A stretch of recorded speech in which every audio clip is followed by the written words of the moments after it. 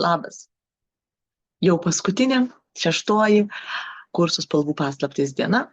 Ir šiandien ne veltui spalvų ratas čia pas mane, nes mes būtent spalvų rato pagalba bandysime išrinkti, kurios spalvos dera tarpusavyje ir kaip kurti įvairius spalvinius derinius, kurie gerai atrodytų jūsų darbuose.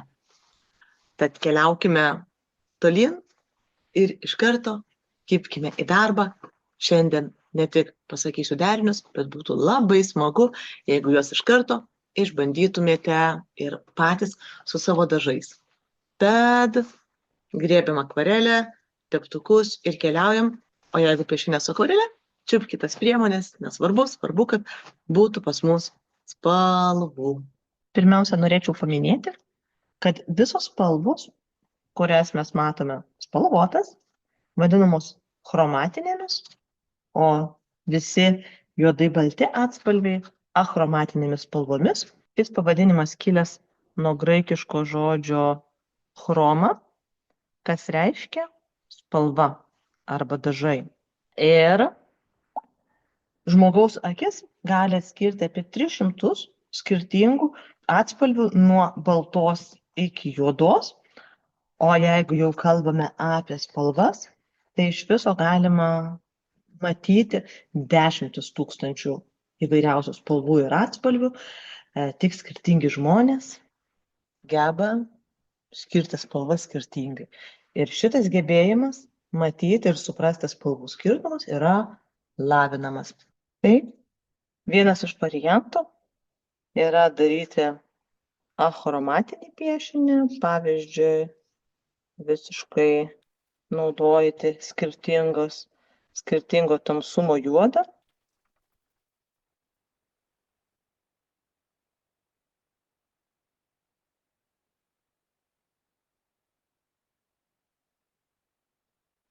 Kitas galimas variantas - achromatinį piešinį jungti su kažkokia viena spalva. Būna, kad fotografai mėgsta daryti juodai baltas nuotraukas, kuriuose matosi kažkokia viena spalva palikta. Jeigu žiūrėtumėte kino tapybą, pamatytumėte, kaip raudonuoja saulė. Įdėsim čia irgi tokį klasikinį derinį. Įdėsim raudonos spalvos truputėlį.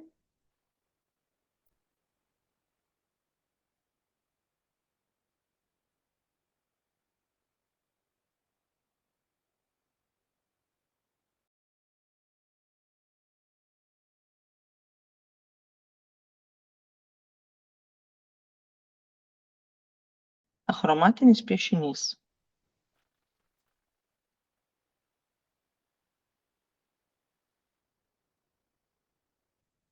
Dabar galimas dar vienas piešimo būdas. Mono, dėl to, kad mono reiškia vienas, o chromos spalva reiškia vienspalvis. Monochromatinis piešinys. Ir viskas, ką piešiame, viską mes piešiame tiesiog viena ir ta pačia spalva. Galima tą spalvą naudoti nebūtinai vieną intensyvumą. Kažkas gali būti šviesiau, kažkas gali būti ryškiau.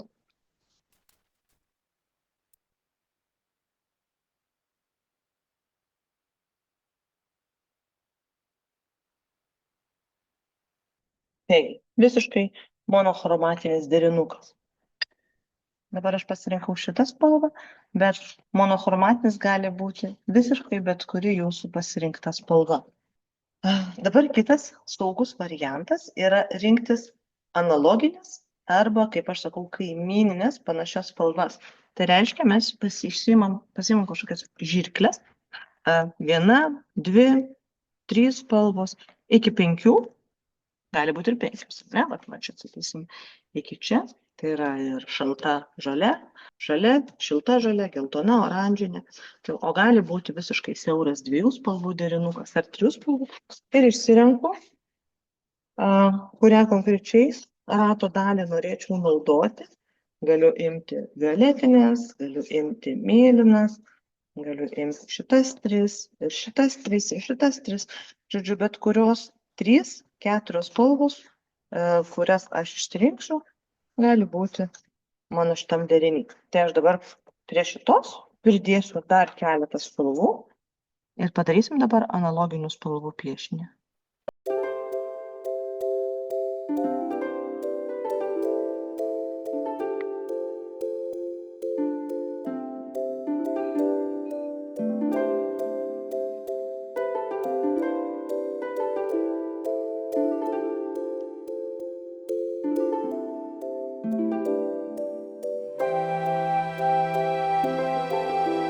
Čia turime 2 derinukus, monochromatinis piešinys ir piešinys grįstas analoginėmis spalvomis. Čia sėkmingai gali būti ir žalia spalva. Ir jeigu mes norime, kad būtų analoginis su žalia, tai reiškia arba žalia, kuri keliauja į mėlyną, arba tada žalia ir geltoni žiedai. Tai tada čia būtų analoginis derinys. Jeigu norim gerokai daugiau kontrastų, tai tada imam priešingas spalvas. Priešingos spalvos yra bet kurios spalvos, kurios guli kitoje rato pusėje. Tai jeigu žaliai darai augalus ir priešais guli raudona, tai reiškia žalia spalva yra raudoni žiedai. Aš ten pradėjau nuo mėlynos, jeigu aš darau mėlyną, man priešais guli oranžinis, mėlyna augalai ir oranžiniai žiedai. Kartais priešingos spalvos dar vadinamos viena kitą papildančiomis, bet tai yra, kaip matote, gana ryškus kontrastas, jos viena kitą papildo savo kontrastu.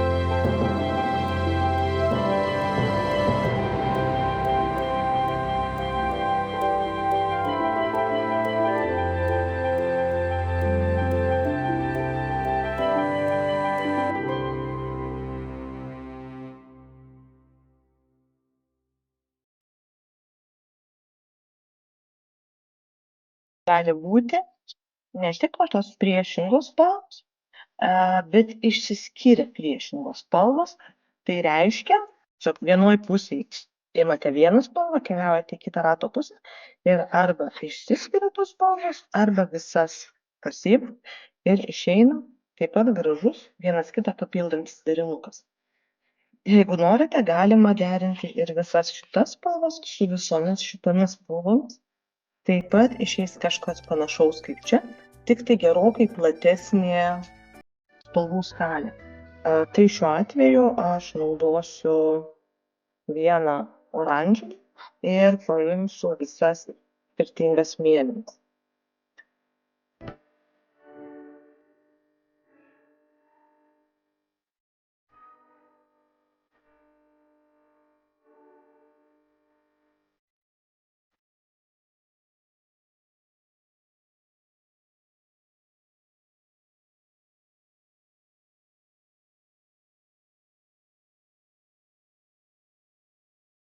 Tai čia yra visa skirtinga melsvų skalė, o oranžinę palieku smarkiai neskiestą ir padarom truputėlį oranžinių akcentų.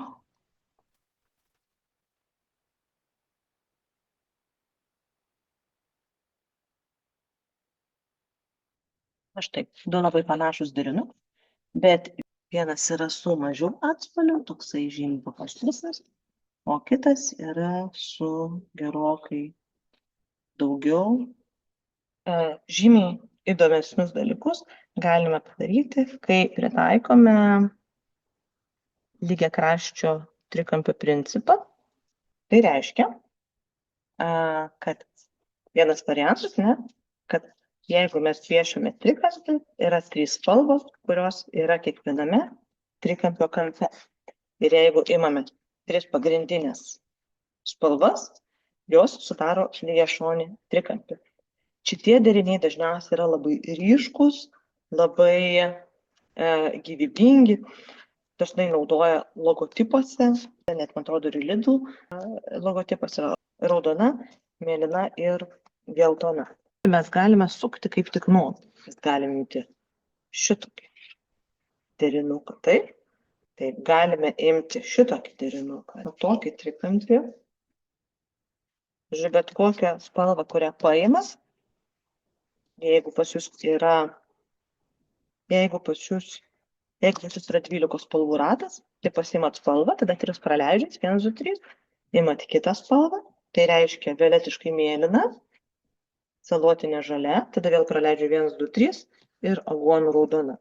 Šitas derinukas. Jeigu aš pasirenku šaltą žalią, arba čia gali būti pas jūs labai šilta mėlyna, žiūrint, kaip atrodo jūsų ratas, jeigu pasiimu šitą spalvą, jinai iš karto 1, 2, 3 keliauja su šilta oranžinė ir su purpurinė. Bandykime padaryti šitą derinuką, jis dar toks nebandytas.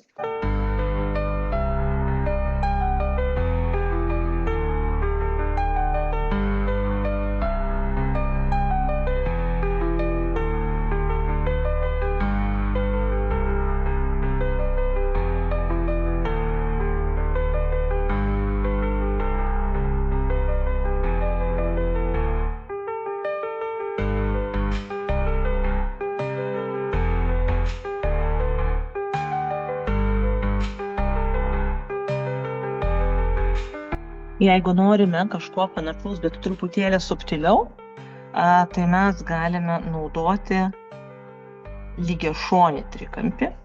Oi, ne, čia buvo lygiakraštis. Čia bus lygiašonis. Tai tarkim, aš palieku šitą spalvą tą pačią. Dabar bandau parinkti jai kitas spalvas. Šita dabar yra mano viršutinė. Galiu imti šitokį trikampį arba šitokį trikampį ir gauti visiškai 2 skirtingus spalvų derinius. Tai jeigu aš noriu truputį subtilesnio, aš imu šitą trikampį, o jeigu noriu ryškesnį šiek tiek kontrastų, imu šitą. Tai va, yra 2 skirtingi variantai. Aš pasiimsiu šitą.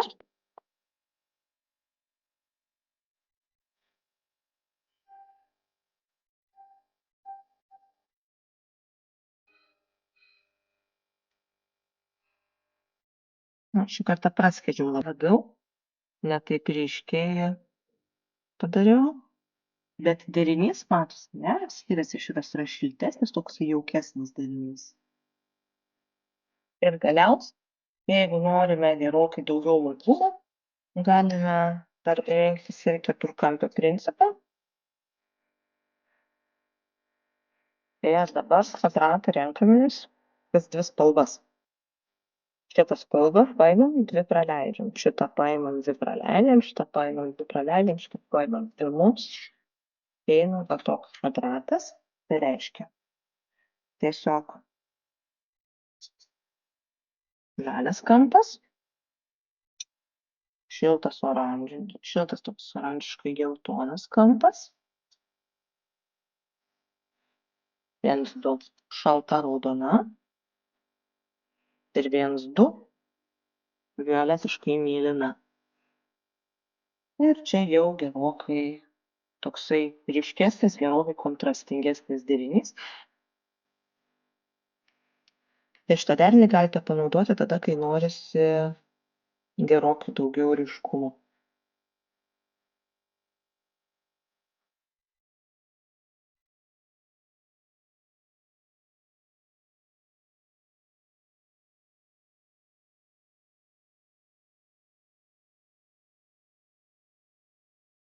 Čia yra keletas bazinių derinių, juos galime išplėsti, papildant įvairiais atspalviais.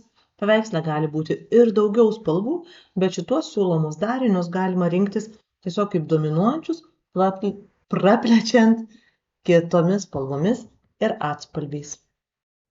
Reikia atsiminti, kad yra ne tik spalvų ratas, bet dar yra spalvos, kurios maišosi tarpusavį, kurios eina į rudumą, į smėlį, į kažkokią kitą spalvą. Tai galima išsirinkus kažkokias dvi spalvas, kurios jūsų nuomonė dera tarpusavyje, dar naudoti tokią vadinamą limituotą spalvų paletę. Kuomet jūs ieškote, kol surandate, kurios dvi spalvos gražiai atrodo tarpusavyje. Pavyzdžiui, aš galvoju, kas būtų, jeigu aš suderinčiau smėlį, pavyzdžiui, su šita šalta mėlyna. Ir jeigu man gražus, jeigu tinka toks derinys, aš galiu piešinyje naudoti visas šitas spalvas nuo ryškiausios iki tamsiausios ir taip pat visus šitų spalvų deriniu.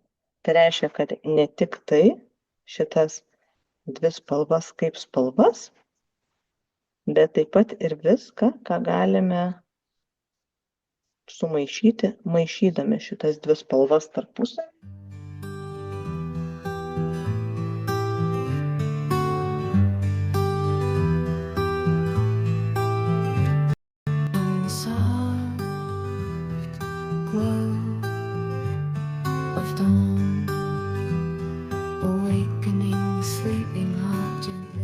Taip, čia galite išsirinkti bet kurias dvi spalvas ir labai svarbu atsiminti, kad galime maišyti nuo iki ir išgauti kuo daugiau atspalvių. Ir limituotą paletę labai dažnai mėgsta dailininkai peizažuose, ypač žiemiškose peizažuose. Tai va, aišku, čia nėra visi spalvų derinimo būdai, bet žiūrėkit, jūs jau turite keletą garantuotų variantų, ką galima daryti, kokias spalvas galima derinti, kad išgautumėte arba harmoningesnį, arba ryškesnį, arba subtilesnį santykį. Tad sėkmės, išbandykite šitos spalvų derinimo būdus. Čia pakankamai jums daug namų darbų palieku paskutinę dieną. Tai šiandien tiek. Ačiū. Ačiū, kad šias dienas buvai kartu su manimi, kad domėjai spalvomis, keliavai po šitą pasaulį. Tikiuosi, buvo naudinga, šį bei tą sužinojai. Ir jeigu norėsi toliau tęsti pažintį su manimi, prenumeruok kanalą, pausk Contribui nuorodą ir prisidėk prie šitokių video atsiradimų. Arba, jeigu nori geriau pažinti akvarelę, gali prisijungti prie nuotolinių 6 savaičių kursų Kaip pamilti akvarelę. Nuoroda taip pat bus video apačioje.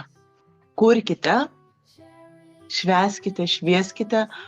Kūryba išlaisvina, lavina atsparumą stresui, netgi padeda atsipalaiduoti, turi nepaprastai gerą terapinį poveikį ir žinoma, lavina jūsų vaizduotę, kūrybingumą ir sugrąžina jūs atgal į laimingą vaikystę, kur vaikai pieždavo ne galvodami ką ir kaip ir kodėl, bet piešė dėl to, kad piešimas yra viena iš kalbų, kurią mes kalbame. Mes kalbame žodžiais, mes kalbame emocijomis, veiksmais, mes kalbame per kūrybą, mes kalbame per šokį, per judesį. Tad kalbėkime visomis kalbomis ir kūrybos kalba taip pat. Ačiū. Ačiū. Ačiū. Iki.